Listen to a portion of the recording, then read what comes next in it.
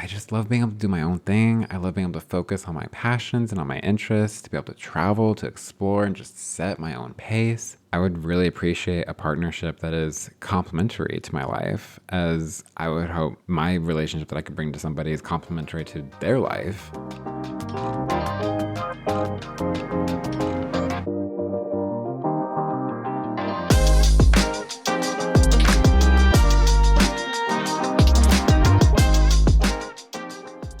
Hello and welcome to the podcast, to another episode of Queerly Overthinking. I'm your host, Adam Harper, and in today's episode, we're venturing into four main areas. The first being the realm and intricacies found in compromise. We'll also be discussing the unexpected joys of solitude and alone time, and lastly, where I currently stand on my ever-evolving approach to dating. I gotta say, y'all, this episode, it's been brewing a bit, it's been percolating for a little while, but trust me, the wait was worth it. I'm so ready for this. Are you? Let's get started.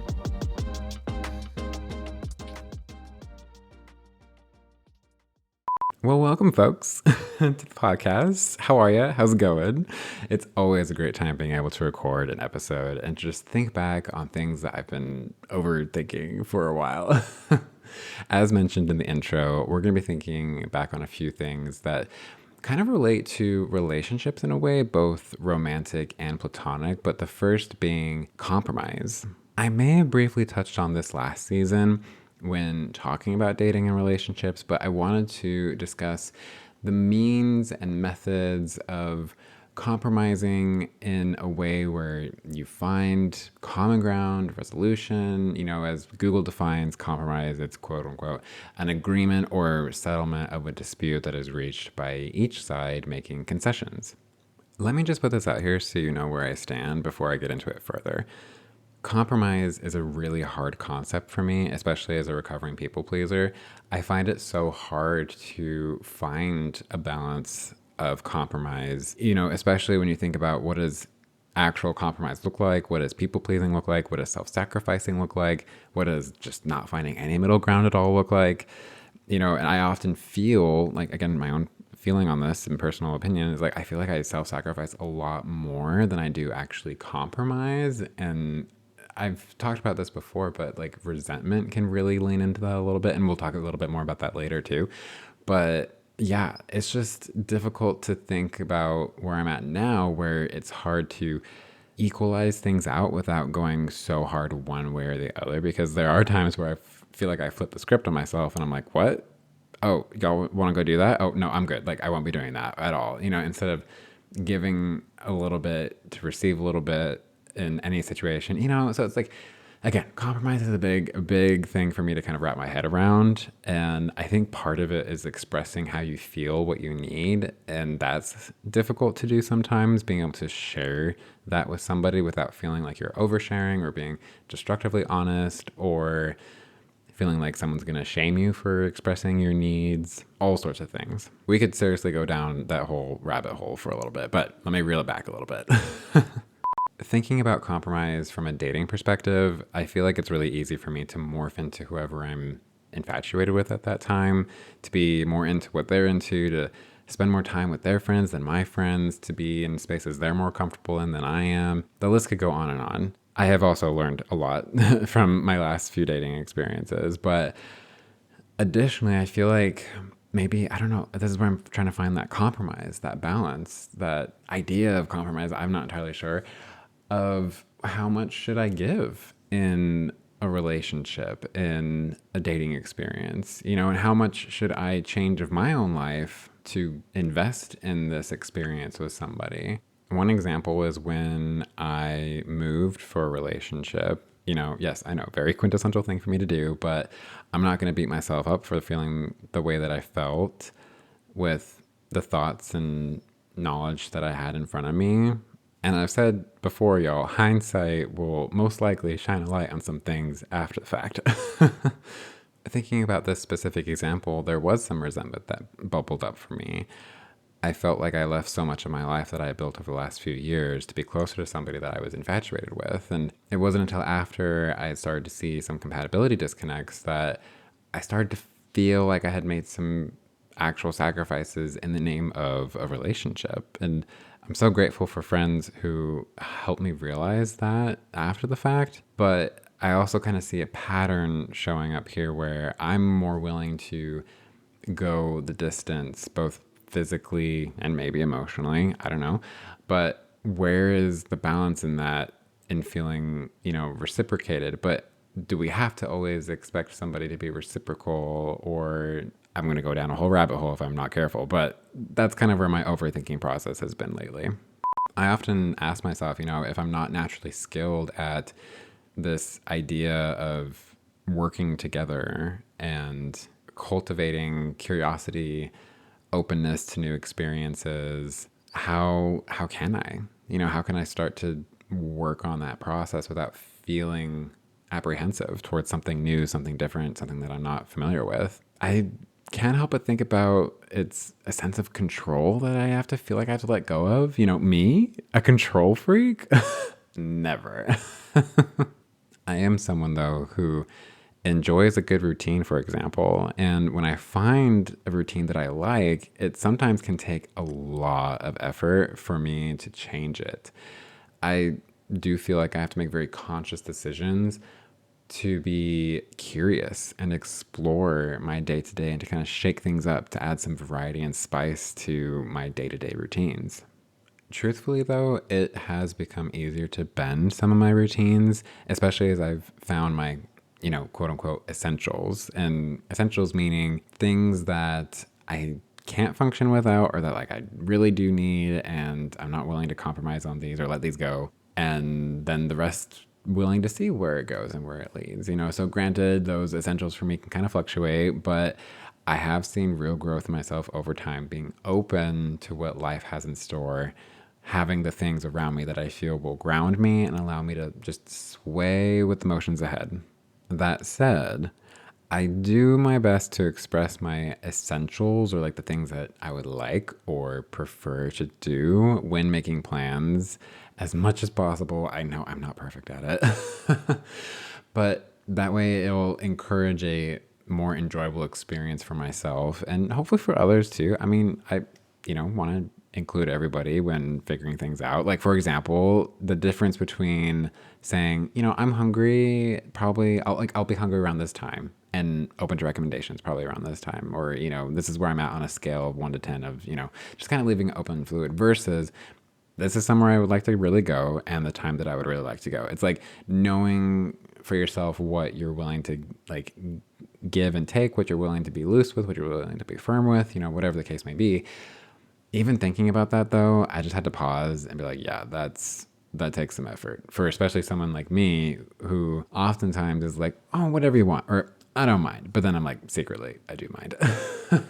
Again, it's been a huge work in progress for me to even get to that point, to even start just seeing this behavior. And there are still times nowadays when I'm like, nope, I don't feel like doing that thing. Y'all have fun. Flipping that script, maybe overbalancing the scales. It's so tricky. And I'm glad that I'm at this point though now where I can start to recognize this and think differently about it.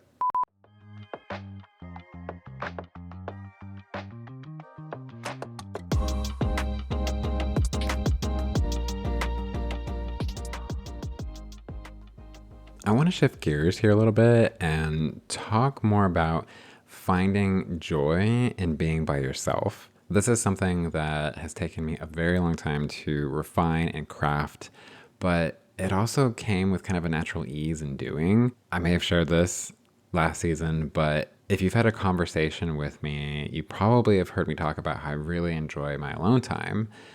I love doing a lot of things by myself, going shopping, going to the movies, traveling, just relaxing at home. My home is like my haven, and I've taken a lot of time to mold it into what I want it to be over time and to have it adapt to any time that I've ever moved. I have a lot of daily routines or rituals that I pride myself in being efficient and focused, and it feels good to have that alone time to truly feel like I'm thriving in those things that I want to get done. But yes, I am human, and I do often experience loneliness while I'm alone, But, you can also feel loneliness in public, things like that. So, like, loneliness is not exclusive to being just by yourself. Cass and I were having a conversation the other day, and she made an observation about me where it's kind of funny that there are times when I crave in-person connection when it's not easily available. But then on the flip side, I sometimes don't want it when it's in ample supply. Oh, how true that is very often. When loneliness does strike, though, to me, I feel like it's important to really feel our feelings. And I know that sounds corny, but just allowing yourself to be with your emotions is so healing and so important because it allows you to pass those emotions through yourself so you can have that contrast and understanding of how different emotions feel. How the heck am I going to know what feeling connected feels like if I don't know what being alone or feeling lonely can feel like? Again, those two things are separate, but I just wanted to say like alone and loneliness, those are separate. But how can I have that contrast if I don't experience those from time to time or allow myself to feel those from time to time? As I'm allowing myself to feel my feelings, perhaps I'll reach out to a handful of friends, either through text or FaceTime, but not always do people respond, and that's okay, just because knowing that I can reach out to someone, even though they might be busy, is totally fine with me. But it's like, again, part of that process of if no one does respond, and that's okay. Like later on, if someone does, it's a good way for me to then express, how I was feeling and open up to them in that moment. If you feel like you may be struggling with solo comfort in a way, I often think about that acronym HALT, hungry, angry, lonely, or tired. I think those are the four things. But if one of those things are not being addressed, or if it needs to be addressed, then I try to start there. But I also try to make sure that I get out of the house at least once a day if I can help it, just to even go for a drive, to pick up an iced beverage of choice somewhere, to listen to some music, to just connect with the world, hear the sounds of the world around me, and just remind myself that there is a whole experience outside of the four walls of my home. Alrighty, let's flip a U-turn and wrap things up by talking about my current outlook on being single versus in a relationship. Newsflash, I have been on a few dates recently, and there are some things I am processing. Y'all, I am processing. Probably overthinking, if I'm being honest, but I've had some great conversations too about this, especially with my therapist. So I feel like this is kind of a culmination of where my head is at right now and where it might be going. So yeah, I've been on a few dates recently, and I've felt kind of excited and kind of nervous. And I'm like, oh my gosh, what is happening? What's prompting this? Well, I'm a huge believer that emotions come from within, and I can't give you an emotion. I can perhaps help prompt it or unlock it or something to that effect, but I currently, unless if somebody else has another way of explaining it differently, I believe that emotions are something we allow ourselves to feel. That said, I think I was allowing myself to feel excited and lighthearted for these dates, perhaps because it had been a while since I had been on a date and I was excited to meet someone new, because I was allowing myself to be intentional and curious without limiting my experience to a specific outcome expectation. That's a big one, probably. We can dive into that for a second, but I feel like I was focused on being present in the moment, being intentional, as much as I can be. I'm not perfect at it, but without thinking about what was going to happen after the date. I've talked about this before, but showing up as your favorite self, not just your best self, but as your favorite self, meaning dressing up in a favorite outfit, getting excited to try on something new or to try that new drink at that new restaurant, or even getting to know somebody new, like being curious, leaning into it, but also finding those staples that help you feel grounded and can bring out your favorite self. What also is kind of fun for me now as a side note, if I'm ever feeling anxious or nervous when I'm meeting somebody new, I remind myself, I'm like, you talk to people all the time on your podcast and you love asking people questions and being able to see the world from their perspective. And, I just kind of flip the switch. And surprisingly, it's really helped me loosen up when I'm meeting somebody new, even if it's in a non-dating sense. And just giving myself permission to really lean into that favorite self.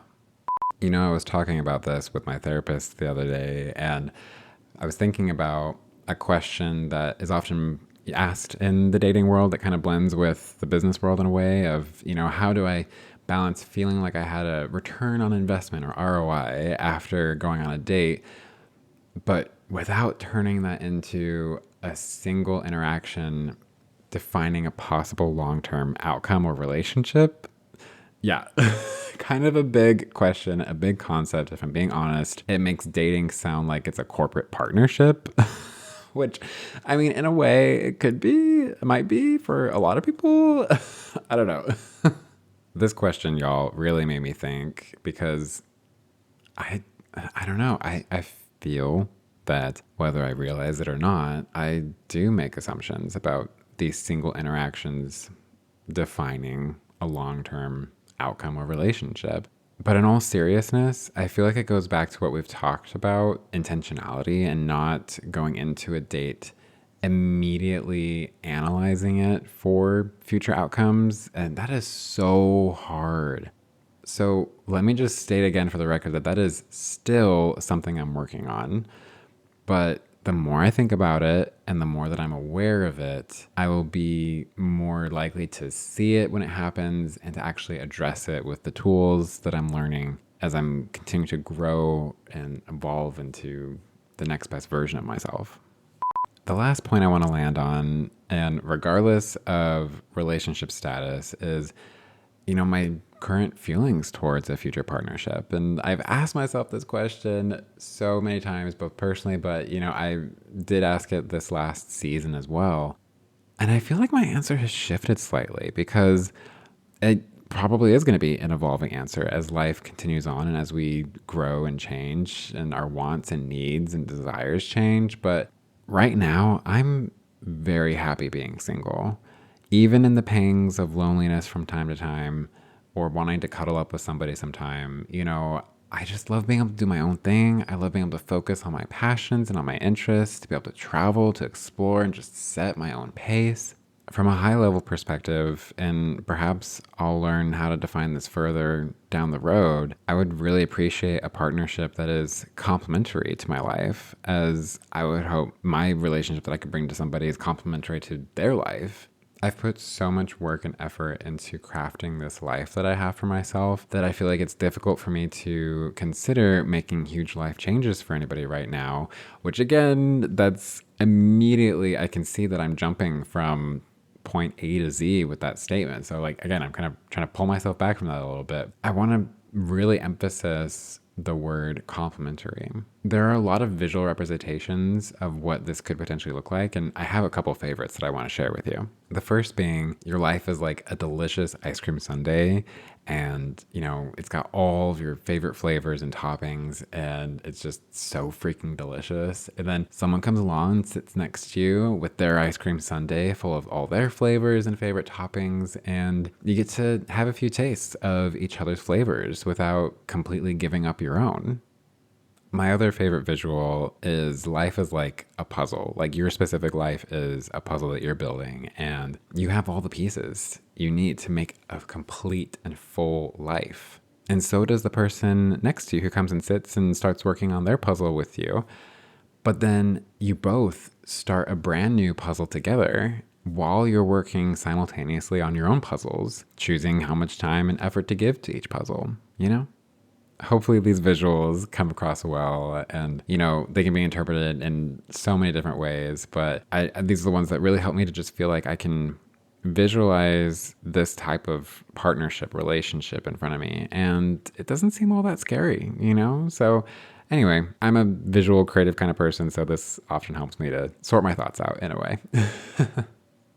To wrap things up, I have a quote I like to share by Jack Freestone. They said, "The problem with the world is that most people are living slightly ahead of reality, in kind of a confused panic mode, constantly manifesting and projecting their own futures. If they could only slow down their minds and arrive in the present moment of reality, then I'm sure their world and the overall world would be improved." Ugh, y'all, I gotta sip on that one for a hot minute.